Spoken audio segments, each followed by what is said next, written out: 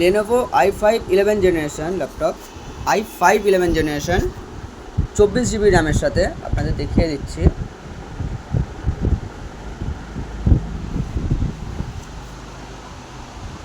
দেখুন 24 GB RAM আছে, i5 11 generation.